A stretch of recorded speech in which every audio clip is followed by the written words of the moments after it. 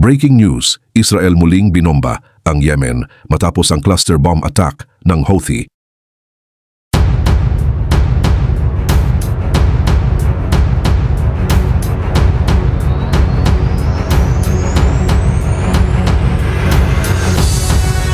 Mainit pa rin ang tensyon sa gitnang silangan matapos muling sumiklab ang panibagong gulo nito lamang ika-24 ng Agosto ng kasalukuyang taon. Muli na namang naglunsad ng airstrikes ang Israel laban sa mga Houthi strongholds sa Yemen. Ito ay bilang ganti matapos ang isang missile attack na may dalang band cluster warhead na tumama malapit sa Tel Aviv. Pero bago ko simulan ay hihingi lang sana ako ng isang like at subscribe, malaking tulong na ito sa aming mga content creator. Salamat po. Nito lamang ika-24 ng Agosto ng kasalukuyang taon ay muli na namang sumiklab ang gulo sa pagitan ng Israel at Yemen. Ilang oras matapos makumpirma na ang missile na pinaputok papuntang Central Israel ay may dalang band cluster warhead, agad namang gumanti ang Israel Defense Forces sa pamamagitan ng matinding airstrikes sa mga kuta ng Houthi sa Yemen. Isang malinaw na senyales na ang gera laban sa mga proxy ng Iran ay pumapasok na sa mas delikado at mas magulong yugto. Tinarget ng mga airstrike ang mga pangunahing lugar sa kapital ng Yemen na Sana'a, kabilang ang military compound na naglalaman ng Presidential Palace, ang His at Asa'ar power plants at isang malaking fuel storage facility. Ayon sa military, mga nasa 12 Israel Air Force fighter jets at refueling aircraft ang lumahok sa operasyon na nagbagsak ng mahigit 30 precision-guided munitions sa 4 na strategic na lokasyon. Sabi ng IDF, ginagamit ng Houthis ang mga pasilidad na ito para maglunsad ng missile at drone attacks laban sa Israel nitong mga nakaraang araw. Dagdag ng IDF, kanina lang tinamaan ng IDF ang military infrastructure ng Houthi regime sa Sana'a, kabilang ang isang military site kung saan matatagpuan ang Presidency Palace, ang Asa'ar at His power plants at isang lugar para sa fuel storage, at lahat ng ito ay ginagamit para sa military activity ng Houthi regime. Sa pamamagitan ng pagsira sa mga power stations, giit ng militar, nabawasan ang supply ng kuryente na kritikal sa operasyon ng mga rebelde. Dagdag pa ng mga opisyal ng Israel, ang Houthis ay kumikilos sa ilalim ng pondo at gabay ng Iran gamit ang lupa at dagat bilang ruta para bantaan ng Israel at pati na rin ang global shipping lanes. Ang naging dahilan ng operasyon ng Israel ay ang unprecedented missile attack noong Agosto 22 mula Yemen, kung saan unang gumamit ang Houthis ng cluster warhead.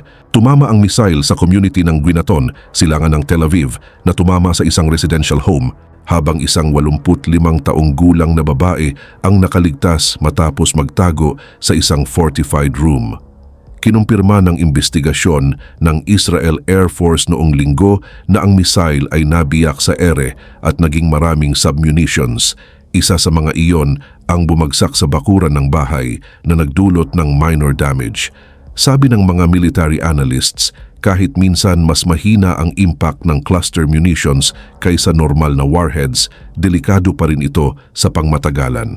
Ang pagkalat ng maliliit na bomblets ay mas nagdadala ng panganib ng injuries at mga hindi sumabog na bahagi na nananatiling delikado ng maraming taon.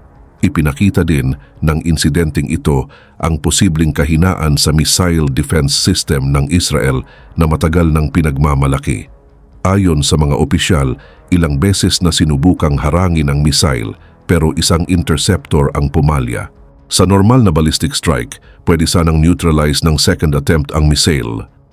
Pero dahil ang cluster warheads ay nagkakahiwa-hiwalay sa ere, mas mahirap silang harangin. Sabi ng military commanders, hindi dahil sa disenyo ng missile ang pumalyang interception, kundi dahil posibleng human or technical error na kasalukuyang iniimbestigahan.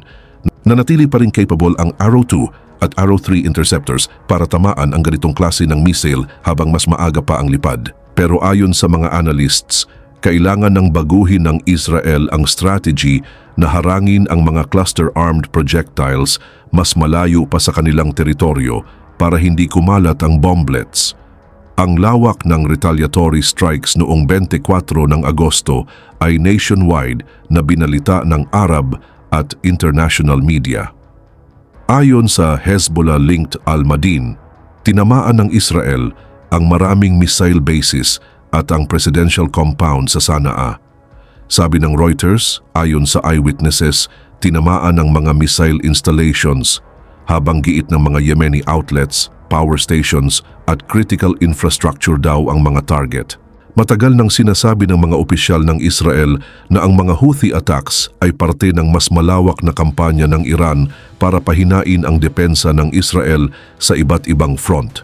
Sa mga nakalipas na buwan, paulit-ulit na naglulunsad ang Houthis ng drones at long-range missile papuntang Israel, banta hindi lang sa mga lungsod ng Israel kundi pati na rin sa mahahalagang shipping lanes sa Red Sea. Iniimbestigahan ngayon ng IDF kung ang cluster components na ginamit noong Friday strike ay kapareho ng ginamit ng Iran noong 12 araw na conflict noong Hunyo, kung saan nagbabala ang Israel sa mga sibilyan na huwag hawakan ang mga hindi sumabog na bala. Kung makumpirma, mas patitibayin pa nito ang papel ng Iran sa pagbibigay ng advanced weapons sa kanilang mga regional proxies. Habang binobomba ng Israeli jets ang Sanaa, sabay namang gumagalaw ang diplomacy. Noong 24 din ng Agosto, dumating sa Jerusalem ang top US envoy na si Thomas Barerik para makipag-usap kay Prime Minister Benjamin Netanyahu, Strategic Affairs Minister Ron Derma at Defense Minister Israel Katz. Kasama rin sa pulong si US Ambassador Mike Huckabee. Ayon sa Axios, ang pagbisita ay nangyari habang sinusubukan ng Washington na kontrolin ang tumitinding gulo na kinasasangkutan ng Israel, Syria at Lebanon. Sa Lunes, pupunta rin sa Beirut si Barerik at ang kanyang delegasyon kung saan sasalubungin sila ng Senior Republican Senator Lindsey Graham. Ayon sa mga diplomatic sources, nagsimula na ang US-mediated talks sa pagitan ng Israeli at Syrian officials. Noong huling bahagi ng Hulyo, nakipagkita raw si Derma kay Syrian Foreign Minister Assad al-Shibani sa Paris para pag-usapan ang southern Syria, pero natapos iyon ng walang kasunduan.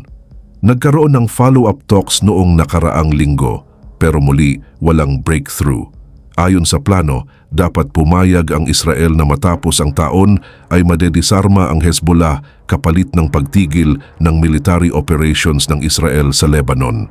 Hinimok ni Barak ang Israel na sumang-ayon sa bagong security framework para sa Lebanon kung saan madidisarma ang Hezbollah bago matapos ang taon kapalit ng pagtigil ng Israeli strikes. Ipinapakita nito ang lumalaking concern ng Washington na baka lumala pa ang gulo sa rehiyon, lalo na habang palakas ng palakas ang atake ng Hezbollah sa northern border ng Israel at ang Houthis ay patuloy na naglulunsad ng missile mula Yemen. Para sa Jerusalem, malaking hamon ito. I-neutralize ang agarang banta mula Houthis at Hezbollah habang iniiwasan ang mas malawak na regional war. Ipinakita ng mga pangyayari noong linggo ang dalawang landas, military retaliation at diplomatic negotiation, isang balancing act na mas lalong nagiging delikado. Giit ng military leadership ng Israel, patuloy nilang babanatan ng Houthis at Hezbollah targets kahit saan para protektahan ang kanilang mga sibilyan, pero pinipilit naman ng American officials ang pagpipigil at nagbabala na kung wala itong kontrol, maaaring mas madali nang madamay ang Syria at Iran na lalo pang magpapagulo sa rehiyon. Ang cluster munition strike sa Ginaton ay lalo pang nagpahirap sa sitwasyon dahil ipinakita nito ang butas sa defense system ng Israel at pinilit ang mga military planners na baguhin ang interception strategies. Samantala, ang US diplomacy ay sinusubukang gawing daan ang military momentum patungo sa regional de-escalation. Kung magtatagumpay ito, hindi pa tiyak. Pero habang kumakalabog ang airstrikes sa Sanaa at nagpapatuloy ang negosasyon sa Jerusalem at Beirut, malinaw na mataas ang pusta.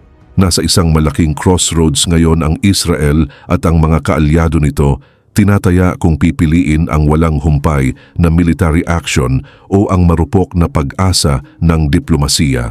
Habang patuloy na umiinit ang tensyon sa gitnang silangan, malinaw na hindi lang Israel at Yemen ang sangkot dito, kundi pati na rin ang mas malawak na laban ng mga bansang may kanya-kanyang interes.